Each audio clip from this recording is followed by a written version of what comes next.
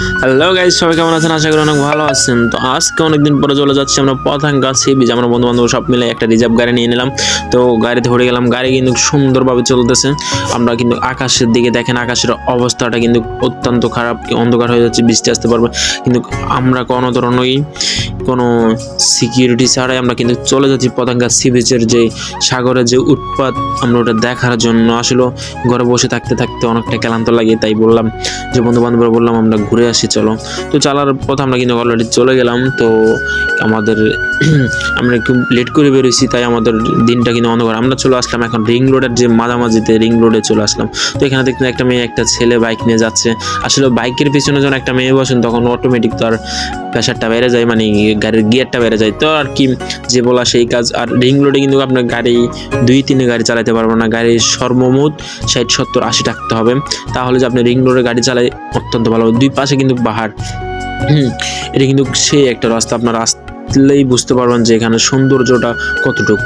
আসলে টাকা খরচ করি সি বিচ, কক্সবাজার, তারপর রাঙামাটি, ওগুলো যাওয়া লাগে না কিন্তু এখন। তো আমরা চলে যাওয়ার পরে কিন্তু আমাদেরকে আমরা পতেঙ্গা সি বিচে ঢুকতে সময় কিন্তু আমাদের চেকপোস্টে ধরে ফেলেছে।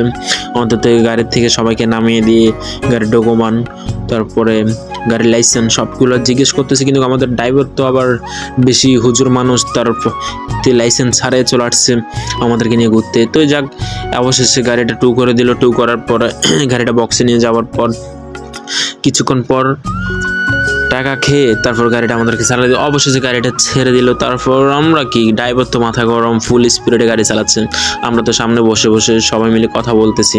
তো আমাদের পিছনে বন্ধু বান্ধব, ওদেরকে আমি শো করতে পারতেছি না কারণ ওরা ভিতর, আমি বাইরে। তো আমরা অবশেষে কিন্তু গাড়ি থেকে নেমে গেলাম। তো আমরা সামনে যেখানে নামার কথা ছিল এখানে নামতে পারি না, কারণ এখানে আর একটা চেকপোস্ট থাকতে পারে। তো আমি তো ভিডিও করার কেউ নাই, তাই আমি আমার শো করলাম না আমার ভিডিওর মাঝে যে আমাকে দেখেন আপনারা। তো যাক, অবশেষে আমার থেকে অনেক খুশি লাগতেছে, আমার মুখে অল টাইম হাসি থাকে, কারণ অনেকদিন পর আসলাম পতেঙ্গা সি বিচে ঘোরার জন্য। তো যাক, আমরা অবশেষে ওদিকে যাবো। এখন আমাদের কয়েকটা মানুষ আছে, ওদেরকে আমরা খুঁজতে হবে। এই যে দেখতেছেন ঘোড়া দুইটি, এখানে কিন্তু ঘোড়া দিয়ে কিন্তু ঘোড়া ভাড়া মারে, ওদের পেট চলে। তো যাক, এখানে আর একটা জিনিস দেখলাম, কিন্তু আমাদের মুসলমানের যে নামাজ পড়ে, ঠিক আছে, এখানে মসজিদ না থাকাতে সবাই খোলামেলা নামাজ পড়তে আমার থেকে ভালো লাগে। অবশেষে আমাদের স্যারের সাথে দেখা হয়ে গেল। এখন আমাদের সিনিয়র যে ভাইগুলো আছে ওদের সাথে দেখা হবে।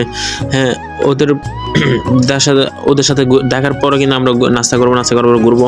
তো অবশেষে দেখলাম ওরা সবাই মিলে বাদাম খাচ্ছে। তো আমাকে জিজ্ঞেস করতেছে কি অবস্থা ভাই, আমি বলছি আলহামদুলিল্লাহ আমি অনেক ভালো আছি, আপনাকে দেখার পর অনেক ভালো। তো আজকে সবাই মিলে ঘুরলাম এই দিন পর্যন্ত ওরা বাদাম নিছে।